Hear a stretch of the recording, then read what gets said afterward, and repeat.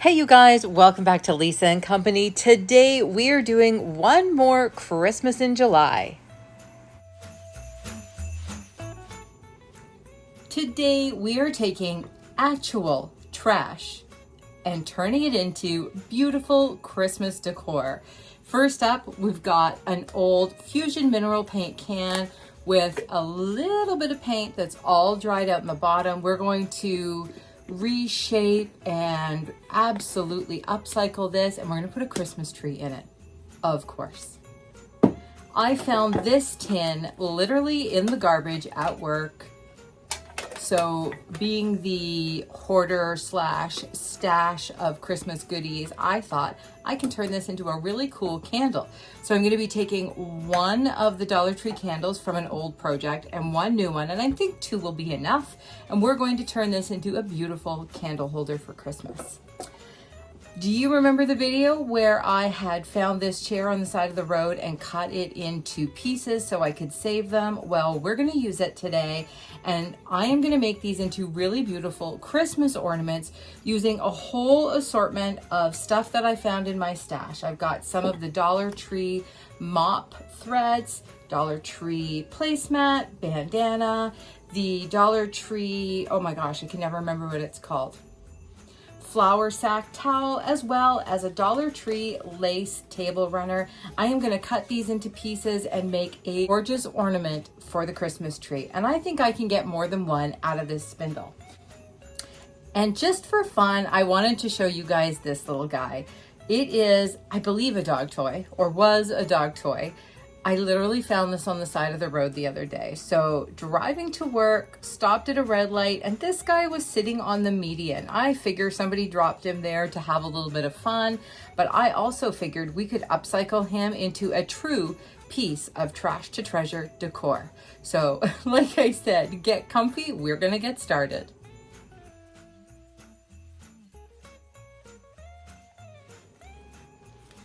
So when you're taking a label off a plastic bottle and you decide to use your heat gun to make it go a little faster, sometimes it doesn't work out quite like you thought. So I completely melted this jar. Not gonna lie, I was watching Jamie and Zeb. I really wasn't paying attention to how close the heat gun got to that.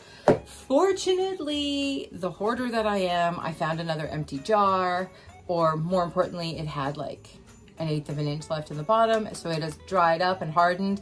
So I am going to carefully take the label off of this one.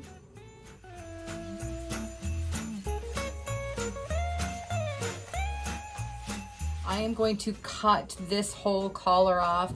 Pretty sure the tin snips are going to work.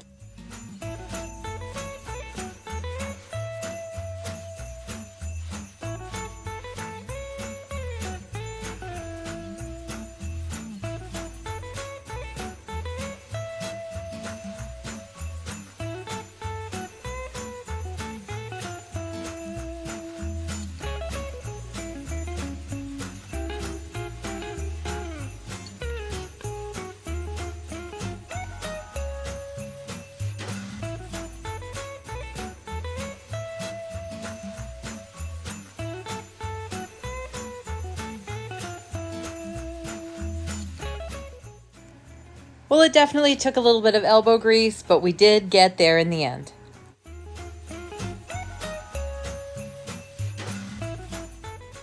Okay, moving right along, I want to make a couple of molds to finish off that can and make it really pretty. So I am using my Blitz mold from IOD, and I'm going to use this snowflake. You can see I've already put the cornstarch in it. And then this one, which I just got, it's called Classic Elements, and it's got a beaded trim. So I'm going to make a few of those to go around the top and probably around the bottom as well. So if you haven't done these, it's really simple. You put a little bit of cornstarch in your mold. I'm using the IOD air dry clay. I have also made snowflakes and some other pieces using hot glue, which we will do another day. So make sure you've hit that subscribe button and you won't miss that one. All right, I'm gonna go ahead and make these really quick. I'm only doing one snowflake, and I figure I'm going to need 2 of these for the top, and then once we have it attached, we'll see if we want to do more.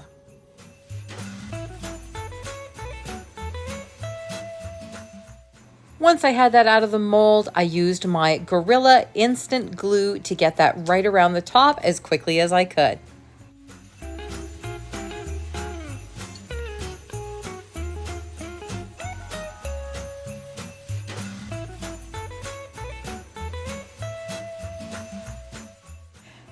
Can you believe the absolutely stunning detail in these? I can't wait to use so many of these so many times all through the winter and at Christmas. And I'm just gonna go ahead and attach this the same way. You can use wood glue, tacky glue. I just happen to have my Gorilla Instant Glue nearby. It was not fun to get off my fingers afterwards, but the result was definitely worth it. Once this is dry, I'll give it another coat of paint to finish it off. My pot is all painted up and ready to go, and I just love how good that mold looks, especially this one around the top. Now, if you look from here, it's a little on the messy side. Could I have put in, oh, I don't know, some of the clay or something to clean it up? Probably, but it's not gonna show. And since we're working with literal trash, I'm just gonna finish this off. I have this tree, I believe it was from Walmart a couple of years ago, and it just had a little cement base with some fabric wrapped around it. So I think this is going to be a vast improvement. And I am literally just looking for the center of this. I'm going to push it down just part of the way. Then what I like to do is put a little bit of hot glue right in the hole. And then I'm gonna push that tree all the way down till we reach the top of the pot. There we go. Isn't that pretty? I'm gonna get this staged up and I'll show you just how good it looks. Oh my goodness, I absolutely love the way this one came together. And it was so simple, from actual garbage. I am gonna be looking for all kinds of vessels to replace what so many of my Christmas trees came in.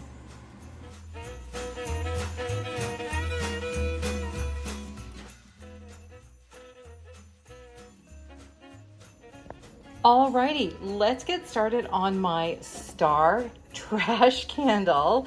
I've got my pot of water here and I'm gonna do it on pretty low here. So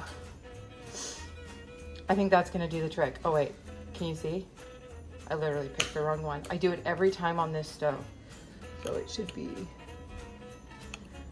there we go.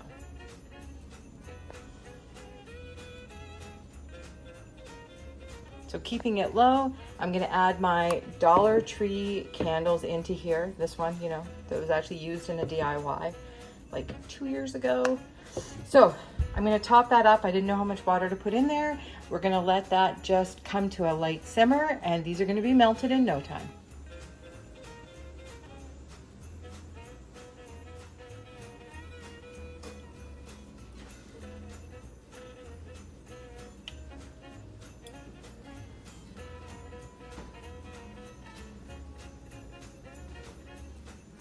Well, these guys are finally ready. I want to show you how differently they melted down. This one at the back has taken the longest and it's been evaporating as it goes. So I have a lot less wax there, and very glad I did 3 and not 2. I've also got all of the wicks ready. I just waited as they melted down and used those. And I wanted to show you guys, the one is different, and I think that must be the way that Dollar Tree is doing their candles now. So I'm using a nice pair of oven mitts, and here we go.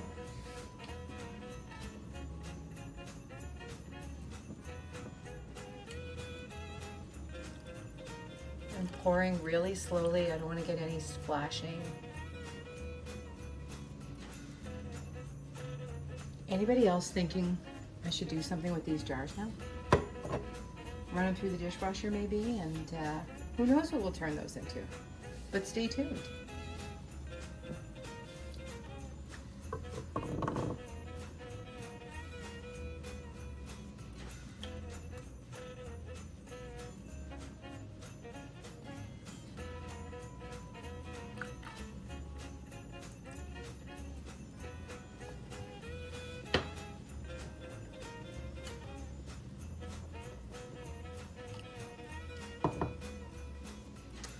And last,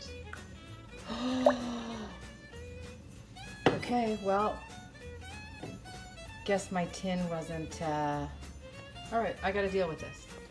Well, we're gonna chalk this one up to a fail. I should have tested my tin. I thought about testing my tin, but I thought tins were liquid proof. This one is not. And the only wax I have left is the tiny candle that evaporated so much. So we're going to call it a day on this one. I have some very messy wax to clean up. Alrighty, take two. I'm using a smaller candle I picked up at Dollar Tree today. And I'm using that because I discovered there was more wax in like the little candle than in that large pillar candle in the glass. So I'm starting to melt it again, and that's so that I can get these out of here. I've already got one of the wicks out, and I did a really messy job of lining this with hot glue, and I really hope that's gonna do the trick so I can make this candle. So I'm gonna get this melted, I'm gonna get my wicks out and glued in, and then I'll be back to pour this candle. All right, we are ready for first pour. You may have noticed I protected my area with some paper towel this time. You guys, cross your fingers. Here we go.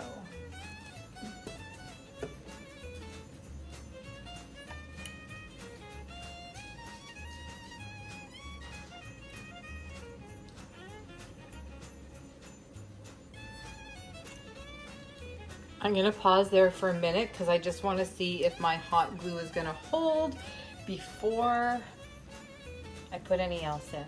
Okay, it's looking good so far. Is that a tiny leak? I think I have a tiny one right there. Oh no, that's just shadow. Okay, so far so good. All right, then we're gonna pour the rest of this one in. Here's what I did. The wax is melting in a bowl, and I had an old soup jar, and I put it in there and let it cool down just a little bit, just so it wasn't like literally boiling hot wax. I thought I might have better luck with the pour and with it not leaking if I did it that way. I have no idea if that's why it worked, but it worked, I think. All right, I'll get this finished. Totally forgot to mention, I'm using this vanilla scent. It's called Fragrance Oil from Dollar Tree. It actually doesn't smell too bad. I wasn't sure if it was going to be a really cloying vanilla smell, but it's okay. They didn't have anything else that was like suitable for Christmas, so I figured you can't really go wrong with vanilla because it smells like homemade cookies. Oh my goodness, I am loving the way this one came together. I am so glad I tried a second time after the epic fail on the first go round, and I think I'm going to be looking for more vessels because I could turn these into great gifts for the holidays. Would you guys make one of these?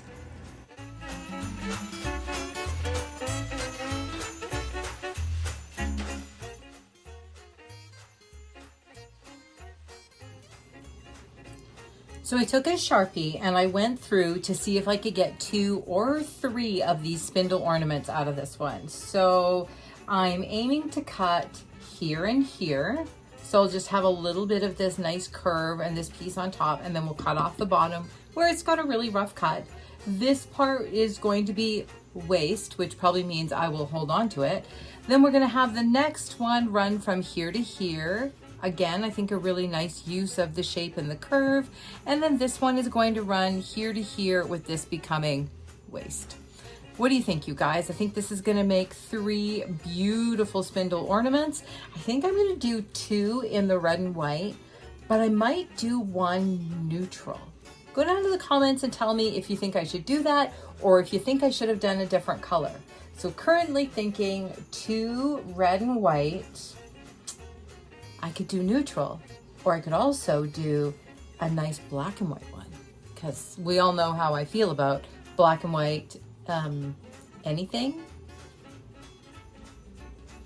Kind of loving the way these came out. So I got them all cut, and I was just using the sander to smooth out the cut edges, and I noticed this one had a ton of really flaking paint. So I let the sander do its thing, and then I took a little bit more off but left a bit. And I'm gonna leave this one pretty much as it is. I'm just gonna take my antiquing wax and give it a once over and try to get these to blend the same as the rest of it. These guys right here, same thing, kind of love them. Want to leave them a little bit chippy and a little bit of the edges. So I'm just going to take my white chalk paint and give them a dry brush over and make sure I get the top and the bottom. And then we're going to turn these into ornaments. I'm just going to take a tiny bit of my wax, and I like to offload it just to make sure I'm not using too much. And I'm really gonna just kind of dab it on there and there. And I'm gonna use that wet wipe just to wipe it in. Let's see, without getting it all over me, right? There we go.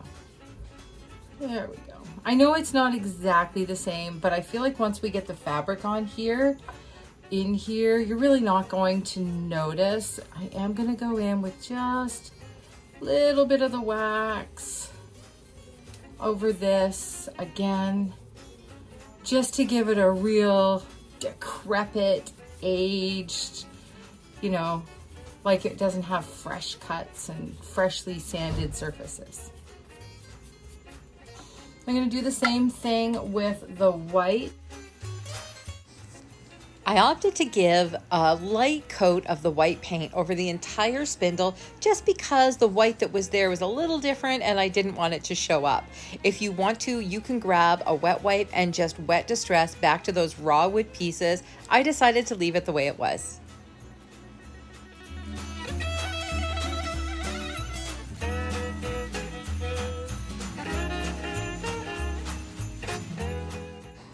Now, while those are drying, I'm going to go ahead and just start cutting all of my bits of fabric into long, narrow strips. On this placemat, I have to make sure to cut off the edges. The rest of them, I just cut into different thicknesses of strips so I could create this really cool tassel.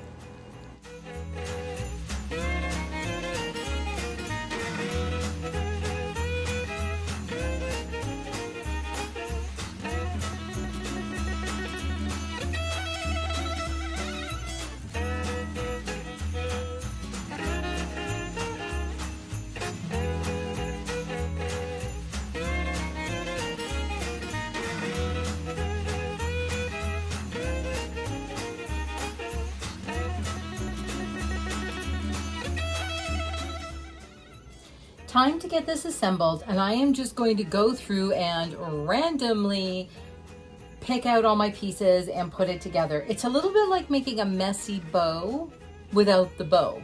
So I've got tons and tons of the flour sack cloth. So that will obviously make up a huge proportion of it, but I'm going to just feed these pieces in as I go. So let's get started and build this tassel.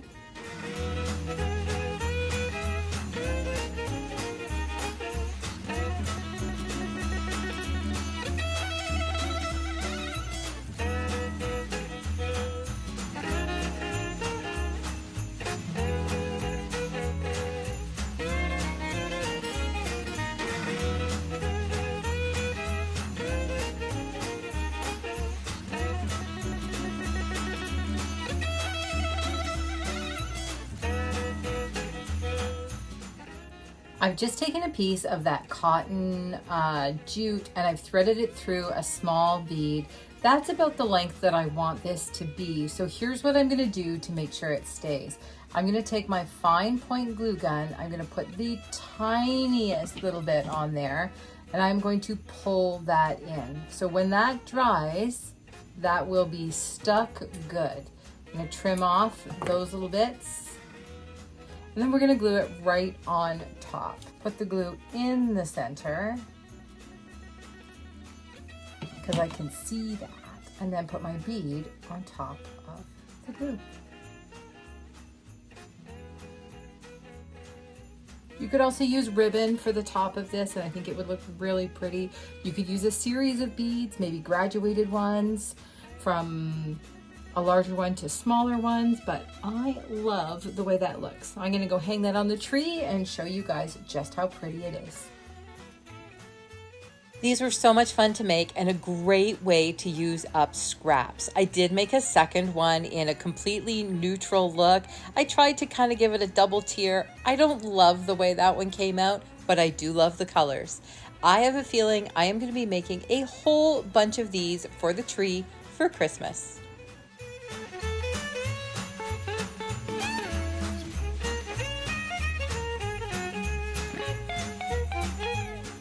Time to get to work on our little roadside find. I took a little bit of drywall compound and just filled in his face.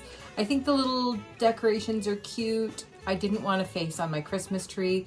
And if you were thinking I could just turn it around, unfortunately, the way the star looks, maybe nobody would have noticed. Maybe we would have noticed. Anyway, filled in the face. I let that dry. I kind of wiped it off as opposed to sanding it off. And I'm going to give it a coat of white paint. Now, because this is rubber, I'm gonna stipple the paint on, and then I think I have an idea for how we're gonna finish it off. I wanna keep this one simple, but I want it to look nothing like the dog toy that it started as.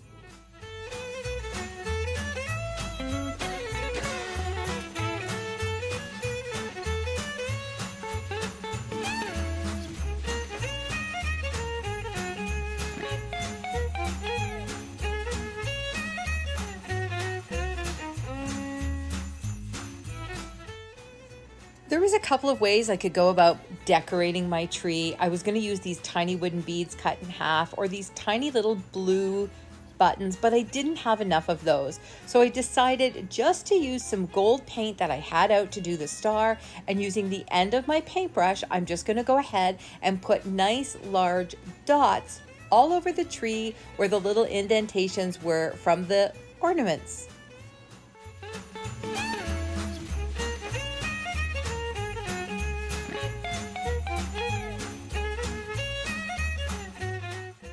Just to finish off the bottom, and I didn't have to do this step, I took a little bit of my fine jute twine and just wrapped it all the way around just to cover up that brown rubber.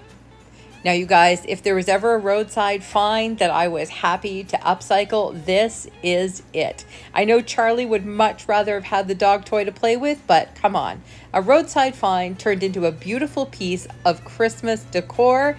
I'm gonna call this one a win, and I hope you liked it as much as I do.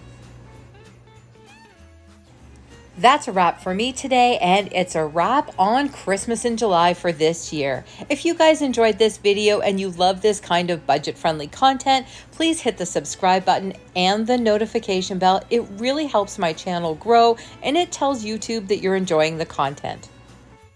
Don't forget to stop by and say hello on Instagram, and we'll see you in the next video.